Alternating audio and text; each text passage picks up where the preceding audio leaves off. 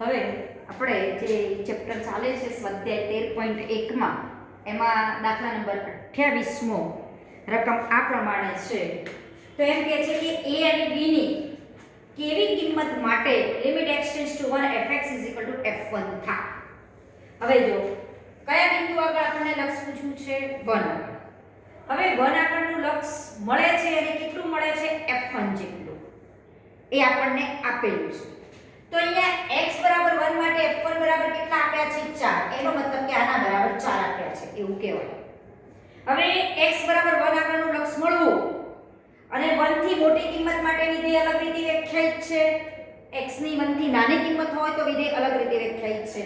તો આ લક્ષ મળવું એનો મતલબ કે limit x tends to 1 fx મળે છે, limit x tends to 1 fx મળે છે અને બંને સરખા મળે છે તો જ આ વિધેયનું લક્ષ મળે. અને મળે તો કેટલું મળે છે 4 જેટલું. તો આ વિધેયનું લક્ષ મળવું 1 આગળનું લક્ષ મળવું એનો મતલબ કે limit x tends to 1 fx અને limit x tends to 1 fx બંને મળે અને પાછા કેવા મળે સમાન મળે. તો જ આ બે મળે તો સમાન મળે અને તો જ આ વિધેયનું લક્ષ મળે. તો મળે છે કેટલું મળે છે લક્ષ 4. તો એનો મતલબ કે આના બરાબર 4. આ મળવું એનો મતલબ કે જમણું અને ડાબું લક્ષ મળે ને સરખું મળે અને આની કિંમત 4 છે તો આ બધાની કિંમત પણ 4. હવે લિમિટ x ટેન્ડ્સ ટુ 1 એનો મતલબ કે x ની કિંમત 1 થી થોડી નજીકની મોટી કિંમત છે. તો 1 થી મોટી કિંમત હોય તો fx બરાબર શું લેવાનું b ax. તો અહીંયા આપણે મૂકી limit x tends to 1 fx ની જગ્યાએ મૂકીએ b ax અને અહીંયા limit x tends to 1 x ની કિંમત 1 થી નાની છે તો fx બરાબર લેવાનું a bx બરાબર 4. હવે x ટેન્ડ્સ ટુ 1 મૂકો કે 1 મૂકો કે 1 મૂકો x ની કિંમત આપણે 1 મૂકીએ છે કારણ કે 1 નો મતલબ કે x ની કિંમત 1 થી મોટી જરૂર પણ 1 થી નજીકની મોટી કિંમત. એટલે આપણે 1 લઈએ છે લક્ષમાં b a x ની જગ્યાએ 1 મૂકો. અહીંયા પણ x ની જગ્યાએ 1 મૂકો એટલે આપણને સમીકરણ બે સમીકરણ મળશે a b 4 અને b a 4. હવે આ બંને સમીકરણ ઉકેલી આપણે a અને b શોધી શકીએ. જ્યારે પણ કોઈ વિધેયનું આ લક્ષ મળે અને વિધેય 1 આગળ જો બે રીતે વ્યાખ્યાયિત હોય 1 થી મોટી કિંમત માટે અને 1 થી નાની કિંમત માટે તો આનું જમણું લક્ષ 1 આગળનું ડાબું લક્ષ બંને મળતું હોય અને સમાન મળતું હોય. આના ઉપરથી આપણને આ મળે b a કો કે b કો b a પણ 4 છે તો અહીંયા 2b બરાબર 8 b બરાબર 4. હવે b બરાબર આપણને 4 મળ્યા. b a બરાબર પણ 4 છે. b ની કિંમત 4 મૂકો તો a બરાબર મળશે 0. a બરાબર 0 એનો મતલબ થયો કે a 0 અને b 4 હોય તો આ વિધેયના લક્ષની કિંમત 4 જેટલી છે. હવે જોઈએ દાખલા નંબર 29મો. 29મો પણ સાવ સરળ દાખલો છે. a1 a2 up to an કોઈક વાસ્તવિક કિંમત છે. તો એને શું લખી શકો a1 a2 up to an વાસ્તવિક કિંમત ન લખે તો બિલાઉ શું આ લખી દો. અને આપ્યું છે fx બરાબર આ રીતે વ્યાખ્યાયિત થઈને x a1 into x a2 into x a3 up to x an આવો fx વ્યાખ્યાયિત થયેલું છે. પૂછ્યું છે આપણને પહેલો પ્રશ્ન અહીંયા આવો limit x tends to a1 fx એટલે કેટલા આપેલો પ્રશ્ન છે. આની આપણે વાત કરી લઈએ. Limit x tends to a1 fx બરાબર આપણી પાસે આ છે કે limit x tends to a1 fx બરાબર છે fx ની જગ્યાએ x a1 x a2 up to x an મૂકી દો. x ની જગ્યાએ a1 મૂકો તો a1 a1 into x ની જગ્યાએ a1 મૂકો તો આમ કરતા આ જે લક્ષ છે આમ તો તમારે આ બેનો ગુણાકાર કરો ધારો કે બે જ પદો હોત તો વર્ગવાળી બહુપદી આવે અને બહુપદી મેં આગળ વાત કરેલી જ છે કે બહુપદી હોય તો વિધેયનું લક્ષ સીધું મૂકી દેવાનું. વિધેયમાં લક્ષ સીધું મૂકી દો તો અહીંયા બહુપદી જ છે આ તો x ની જગ્યાએ આપણે a1 મૂકીએ છીએ a1 a1 એટલે 0 0 into something પદ એટલે શું આવશે 0 એટલે આની કિંમત આવશે 0. હવે આપણને બીજું પણ પૂછ્યું છે કે જો a તરીકે પછી આમ પૂછ્યું કે limit x tends to a fx બરાબર કેટલા આ પણ આપણને પ્રશ્ન કર્યો છે. હવે એ તરીકે જે પણ કિંમત જે બિંદુ આગળનું લક્ષ લો એ તમારે બિંદુ a1 નથી લેવાનું, a2 નથી લેવાનું, an નથી લેવાનું, એની પણ આપણે વાત કરેલી છે. એટલે અહીંયા આપણે આમ કહી શકીએ કે limit x tends to a fx તો આપણને આપેલો છે, મૂકી દો x - a1 x - a2 up to x - a1 an. x ની જગ્યાએ a મૂકો એટલે a - a1 into a - a2 up to a - an. આનો આન્સર નીકળે. ખાલી લિમિટ જ મૂકવાની ને x તરીકે a મૂકી દો એટલે જવાબ પૂરો. હવે જોઈએ દાખલા નંબર 30 મો. દાખલા નંબર 30 બધા આ જે પાછળના દાખલા છે અમુક એ સમજવા જેવા છે. લિમિટ પૂછી છે 30મો દાખલાની રકમમાં આપણી પાસે છે fx બરાબર માનાંક x + 1 0 માનાંક x - 1 x less than 0 equal to 0 x greater than 0 આવું આપ્યું છે. તો પ્રશ્ન એમ કર્યો છે કે a ની કઈ કિંમત માટે limit x tends to a fx અસ્તિત્વ ધરાવે નું અસ્તિત્વ છે. કઈ એની કિંમત માટે આ વિધેયનું લક્ષ મળે છે એમ પ્રશ્ન કર્યો છે.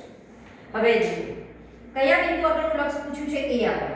તો a આગળ ગમે તે કિંમત હોઈ શકે, 0 હોય, કોઈ ધન પૂર્ણાંક હોય, ઋણ પૂર્ણાંક, ગમે તે કિંમત હોઈ શકે. એ તરીકે આપણો પ્રશ્ન શું છે કે a ની કઈ કિંમત માટે આ વિધેયનું લક્ષ મળે, f વિધેયનું લક્ષ મળે. પણ અહીંયા f વિધેય આપણને ત્રણ રીતે વ્યાખ્યાયિત થઈને આપ્યા છે. તો આના ઉપરથી આપણે fx માટે શું કહી શકીએ એ વિચારીએ.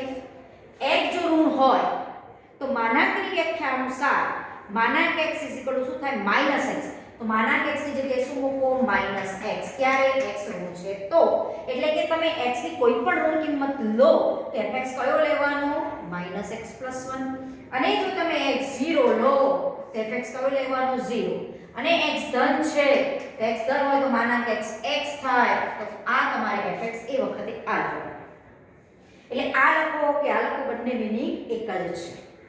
હવે જો પ્રશ્ન આપણો છે કે a ની કઈ કિંમત માટે આ લક્ષ મળે, આનું અસ્તિત્વ છે. હવે આ લક્ષનું અસ્તિત્વ હોવું, ધારો કે a તરીકે હું વિચારી શકું મગજમાં 0 1 2, થોડે એક 0 પણ વિચારી, થોડી ધન કિંમતો વિચારી શકો, ઋણ કિંમતો બધું લઈ શકો એ તરીકે, બરોબર. અને દરેક બિંદુ આગળના લક્ષની વાત કરવાની. ધારો કે હું a 0 લઉં તો 0 આગળનું લક્ષ શોધવું પડે વિધેયનું. અને 0 આગળનું લક્ષ શોધવું હોય તો તમારે 0 થી મોટી કિંમત માટે અને 0 થી નાની કિંમત માટે fx આ રીતે અલગ અલગ આપ્યા છે. એટલે તમારે એ 0 આગળનું જમણું લક્ષ અને 0 આગળના ડાબા લક્ષની પણ વાત કરવી પડે. ધારો કે એ તરીકે 1 2 3 અપ ટુ ગમે તે એની ધન નંબર લો તો પણ આપણે એના લક્ષની થોડી વાત કરવી પડે. અને એ તરીકે -1 -2 એની ઋણ નંબર લો, ગમે તે ઋણ નંબર લો તો એને એ બિંદુ આગળ પણ તમારે લક્ષની વાત કરવી પડે. પહેલા આપણે લઈએ છીએ કે a 0 આગળના લક્ષની વાત કરતા હોઈએ તો જો હું પહેલા limit x tends to a તરીકે 0 હોય, a તરીકે જો 0 લઉં તો આમાંથી limit x tends to 0 fx શોધવું પડે. હવે limit x tends to 0 fx શોધવું એનો મતલબ કે limit x tends to 0 plus પણ શોધવું, 0 માઈનસ પણ શોધવાનું રહે, બરોબર. હવે આપણે વ્યાપક વાત કરીએ કે મેં આગળ કીધું તે પ્રમાણે a તરીકે તમે 0 લઈ શકો, ધન કિંમત લઈ શકો, ઋણ કિંમત બધું લઈ શકો.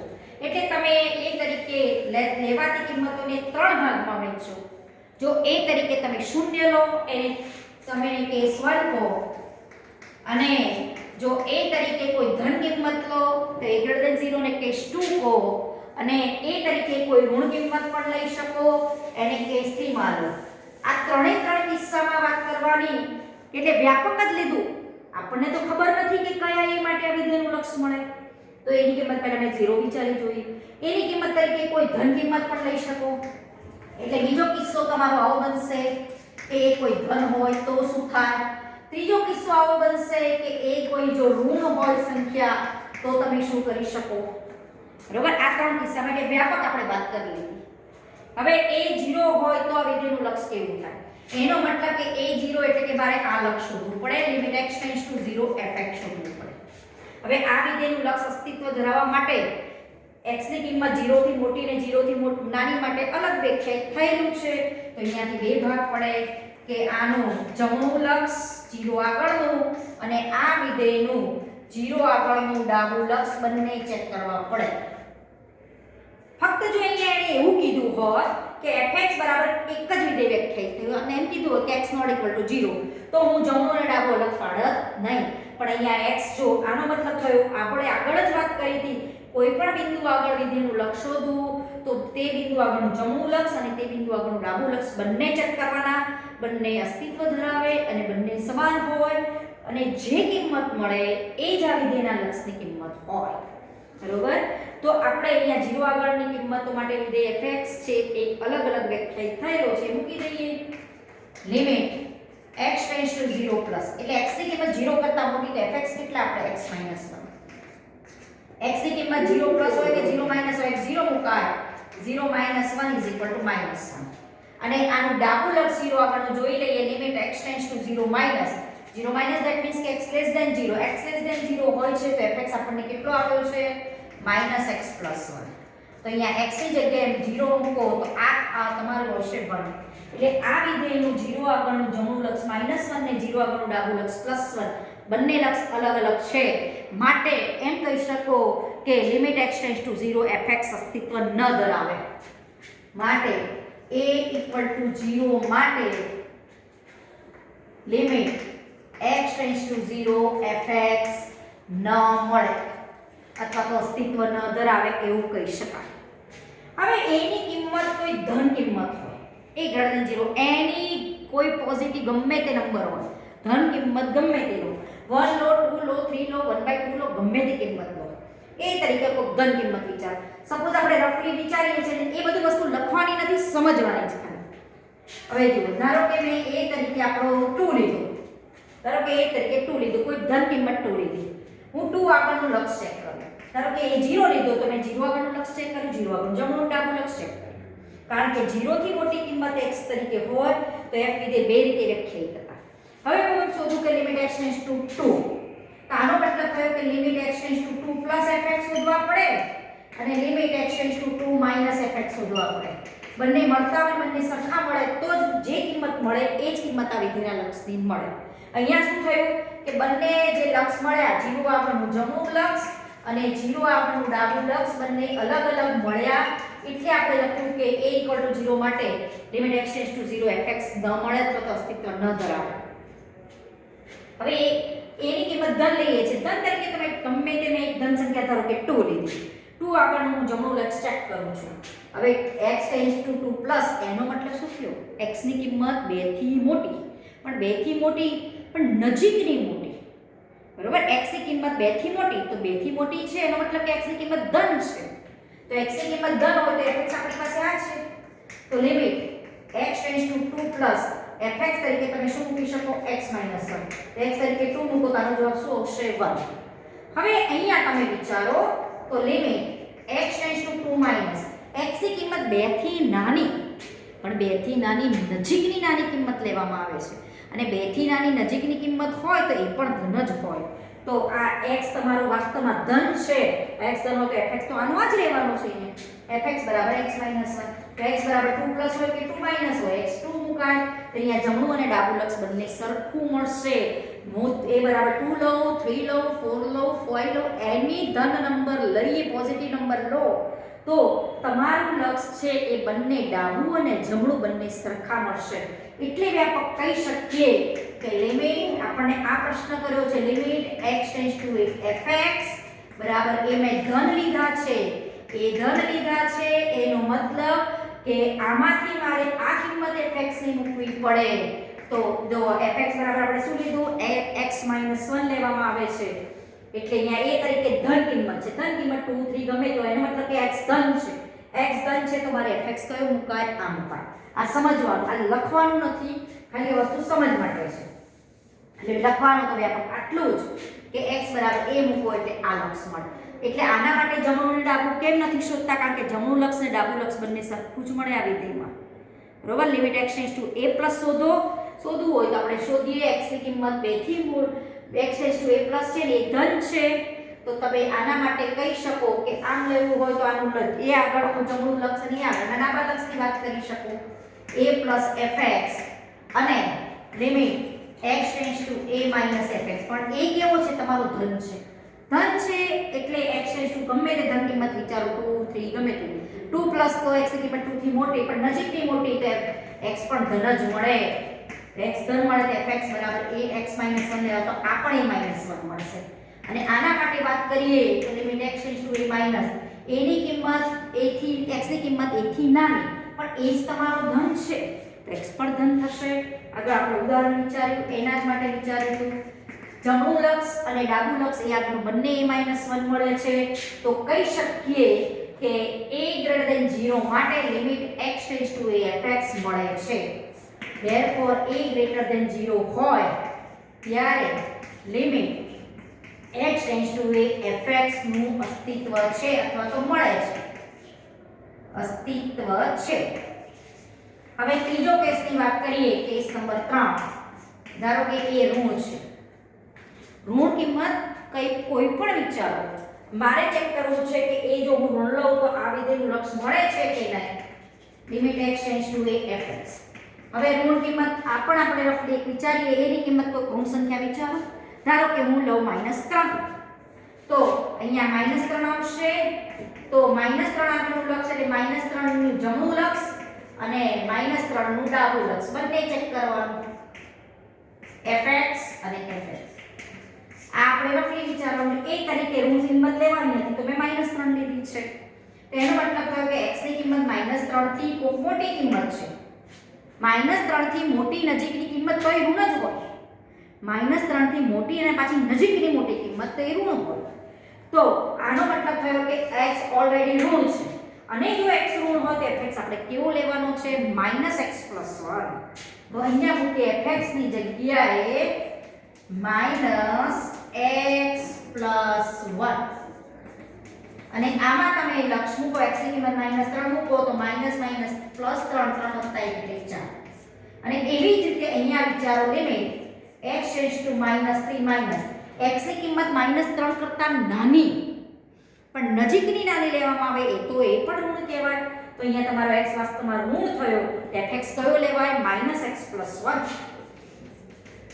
તો x ની કિંમત અહીંયા પણ તમે -3 મૂકો તો પણ તમારો જવાબ કેટલો આવશે 4 એટલે આ બધી વસ્તુને વ્યાપક રીતે જો મને લખવી હોય તો હું આમ લખી શકું કે આ જે a આગળનું લક્ષ શોધવાનું છે એ પાછી કોઈ ઋણ કિંમત હોય તો એ આગળનું જમણું લક્ષ અને એ આગળનું જો હું ડાબું લક્ષ શોધીએ તો બંને સરખા મળશે લિમિટ x → a + a તરીકે પાછી ઋણ કિંમત છે એનો મતલબ કે કોઈ ઋણ કિંમત -3 x → -3 આવું મગજમાં વિચારો x ની કિંમત -3 થી મોટી પણ નજીકની મોટી તો પાછી ઋણ જ હોય તો x ઋણ થયો તો fx મૂકવાનું -x + 1 તો x ની જગ્યાએ મૂકો a તો -a + 1 એ ઋણ હોય તો એની કોઈ પણ ઋણ કિંમત માટે એનું જમણું લક્ષ -a + 1 થયું અને a ની ધન કિંમત a ની ડાબું લક્ષની વાત કરીએ a તરીકે અહીંયા ઋણ કિંમત છે તો -3 વિચારો -3 x → -3 એટલે x ની કિંમત -3 થી નાની પણ નજીકની નાની તો x ઋણ જ કહેવાય fx = -x + 1 મુકાય x ની જગ્યાએ a મૂકો તો આ જમણું અને ડાબું લક્ષ બંને a + 1 મળે છે માટે કહી શકો કે a < 0 હોય ત્યારે લિમિટ x → a fx નું અસ્તિત્વ છે બરાબર એનું અસ્તિત્વ છે ખાલી અસ્તિત્વ ક્યાં નથી કે જ્યારે a 0 હોય છે તો એટલે a તરીકે કોઈ ધન કિંમત હોય કે ઋણ કિંમત હોય લિમિટ x → a fx મળે છે એટલે કે અસ્તિત્વ ધરાવે છે ખાલી a 0 હોય ત્યારે જ એનું લક્ષ મળતું નથી એટલે ટૂંકમાં આ ત્રણેય કિસ્સાઓ પરથી આપણે એક સાથ આટલો લખી શકીએ કે x ની કિંમત x → a fx અસ્તિત્વ ધરાવે છે પણ a ≠ 0 હોય તો a ≠ 0 નો મતલબ કે ધન કે ઋણ ધન હોય તોય મળે ઋણ હોય તોય મળે છે માટે લિમિટ x → a fx નું અસ્તિત્વ છે એવું સાબિત થાય હવે આગળના દાખલા તરફ જઈએ. દાખલા નંબર 31. હવે 31મા દાખલાની રકમ આપણે આપેલી રકમ જોઈ લઈએ. એટલે આ એક વ્યાપક દાખલો થયો કહેવાય. આ જો કોન્સેપ્ટ થોડો ક્લિયર હશે તો 12મા ધોરણમાં વિકલન સાતત્ય અને વિકલન ચેપ્ટરમાં આનો ઉપયોગ છે. એટલે થોડુંક આ દાખલામાં ધ્યાન રાખજો. દાખલા નંબર 31. વિધેય આપ્યું છે fx, આપણે શોધવાનું છે. જો વિધેય fx એક લક્ષ આપ્યું છે એને સંતોષે, limit x tends to 1 fx - 2 upon x² - 1 બરાબર પાઈ થાય. આ વિધેય છે fx આને સંતોષે. એમ કહે છે કે fx વિધેય આ લક્ષને સંતોષે તો એમ કહે છે કે limit x tends to 1 fx કેટલા. હવે એમ કહે છે કે આ લક્ષની કિંમત પાઈ છે તો 1 આગળના f ના લક્ષની કિંમત કેટલી એ આપણો પ્રશ્ન છે. પહેલા આને થોડુંક વ્યવસ્થિત વિચારી લઈએ. આપણી પાસે આવું છે. હવે આપણને લક્ષના ગુણધર્મો પ્રમાણે લક્ષ તો ભાગાકાર રૂપમાં બંને બાજુ આપી શકીએ, અંશ અને છેદ બંનેને આપી શકીએ. Limit x tends to 1 fx ઉપર લક્ષ આપ્યું fx - 2 upon limit x tends to 1 x² - 1 બરાબર 5. અંશ અને છેદમાં અલગ અલગ લક્ષ આપ્યું ગુણધર્મ અનુસાર. સરવાળા બાદબાકીમાં પણ અલગ લક્ષ મળે એ પણ અલગ અલગ આપી દો. Limit x tends to 1 fx -2 into આ 2 સંખ્યા જ છે એટલે લક્ષ આપો તોય 2 જ રહેતો અપોન આ જે કિંમત છે આમ તો તમે સીધું લક્ષ ગણો તો 0 થાય. x ટેન્ડ્સ ટુ 1 મૂકો 0 થાય 1 માઈનસ.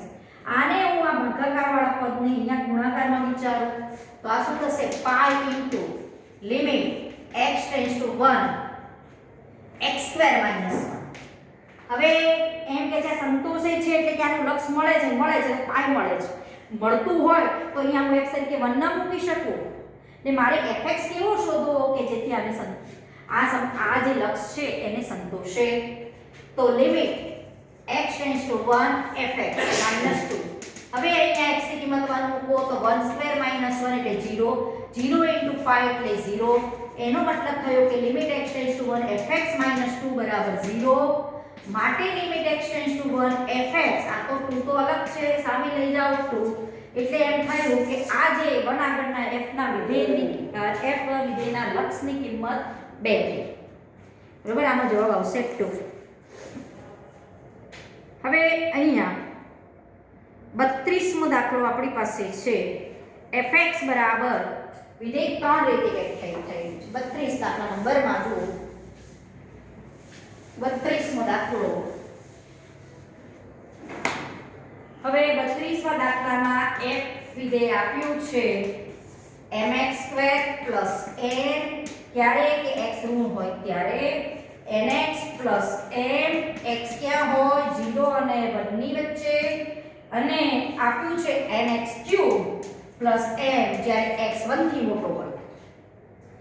તો એમ પૂછે છે કે કયા પૂર્ણાંકો m અને n માટે આ લક્ષ મળે અને બીજું પૂછ્યું છે કે આ લક્ષ પણ મળે limit x tends to 1 fx પણ મળે.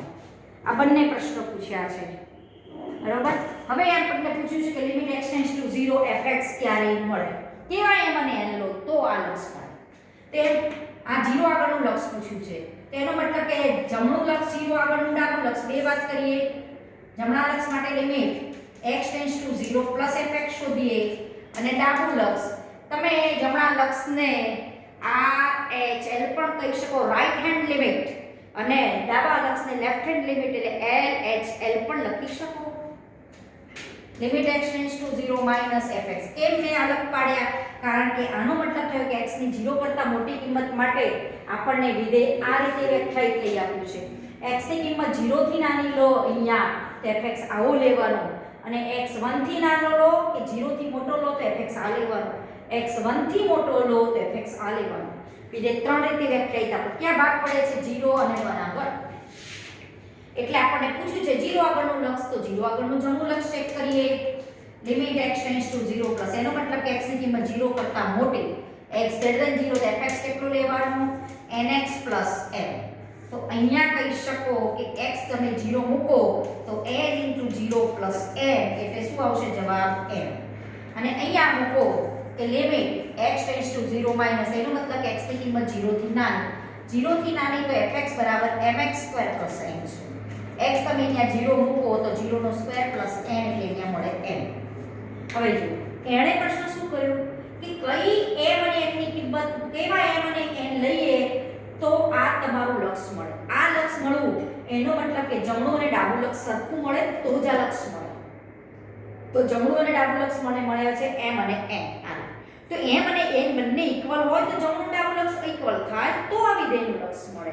તો એનો મતલબ થયો કે લિમિટ x → 0 fx મળવું એનો મતલબ કે એનું જમણું અને ડાબું લક્ષ સમાન મળે તો કહી શકો કે જો m = n થાય તો જો m = n થાય તો આ વિધેયનું લક્ષ અસ્તિત્વ ધરાવે. પછી બીજો પ્રશ્ન છે એનો કે લિમિટ x → 1 fx ક્યારે મળે? 1 આગળનું લક્ષ મળ્યું અહીંયા 1 થી નાની કિંમત અને 1 થી મોટી કિંમત માટે વિધેય f અલગ વ્યાખ્યાયિત થયેલું છે. તો 1 થી મોટી કિંમત માટે જમણું લક્ષ 1 આગળનું શોધીએ અને ડાબું લક્ષ 1 આગળનું શોધો. બંને લક્ષ આ મળવું એનો મતલબ કે બંને સમાન મળવા. આ મળે છે એ કહી દીધું છે કે આપણે ઓલરેડી આ સમાન લઈ શકીએ. અહીંયા પણ તમે સમાન લઈ શકો. એણે શું કીધું કે આ મળે છે એવું કહી દીધું છે. બંને લક્ષ મળે છે. આ લક્ષ મળે છે. આ લક્ષ મળે એનો મતલબ કે જમણું ડાબું મળે. જમણું ડાબું ચેક કરવા જઈએ છે તો શું થાય છે m = n. આ સીધું વાત કરો તો પણ ચાલે. તો અહીંયા આ લક્ષ મળે છે અથવા અસ્તિત્વ ધરાવે છે. આ અસ્તિત્વ ધરાવે છે એનો મતલબ થયો કે જમણું ડાબું સમાન છે. 1 આગળનું x → 1 + એનો મતલબ કે x ની કિંમત 1 થી મોટી તો શું લેવાય nx³ + n. અને x ની કિંમત 1 થી નાની તો તમે શું કહી શકો x ની કિંમત 1 થી નાની તો fx કયો લેવાનો છે nx + n. તો x ની કિંમત 1 મૂકો એટલે 1 n * 1³ + m. x ની કિંમત અહીંયા પણ 1 મૂકો તો આ શું થઈ ગયું n + m = n + m. એટલે કહી શકો કે આ બંને કિંમતો સરખી થઈ. એનો મતલબ કે હું અહીંયા n2 લઉં ને m3 લઉં તો શું થાય 5 = 5 એવું જ થયું. એનો મતલબ થયો કે m અને n કોઈ પણ કિંમતો લો તો આ લિમિટ x → 1 fx તો મળવાનું જ છે. કોઈ પણ કિંમતો અહીંયા જે લઉં એ જ અહીંયા લેવાનું કારણ કે આ મળે છે તે બંને જમણું ડાબું સરખું મળે. જમણું ડાબું સરખું મળે તો m + n = m + n થાય છે. તો m અને n ગમે તે કિંમત લો તો બંને સરખા જ થવાના છે. એટલે કહી શકો કે m અને n કોઈ પણ પૂર્ણાંક માટે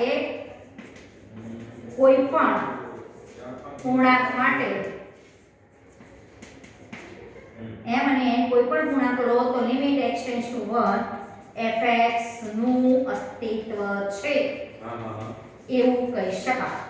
બરોબર. એટલે આપણને પ્રશ્ન કર્યો તો કેવા m અને n લો પૂર્ણાંકો તરીકે કે લિમિટ x → 1 fx મળે તો કોઈ પણ પૂર્ણાંક મૂકો. અહીંયા જે m અને n લો તે સામે એ જ મૂકવાના છે. બંને સરખા જ છે તો આ સરખા થાય એનો મતલબ થયો કે કોઈ પણ m અને n માટે ચાલી શકે. અને આ 0 આગળનું લક્ષ ક્યારે મળે જો m અને n જે લેવામાં આવે બંને સરખા લો તો આ વિધેયનું લક્ષ મળે છે એમ કહી શકાય. અહીંયા આપણે 13.1 ની થોડી વાત કરી આગળ જે કેટલાક ઘાતાંકીય વિધેયો છે, લઘુગણકીય વિધેયો અને કેટલાક સૂત્રો પછી સ્વાધ્યાય 13.2 ના દાખલા છે એની વાત કરશું. બરાબર.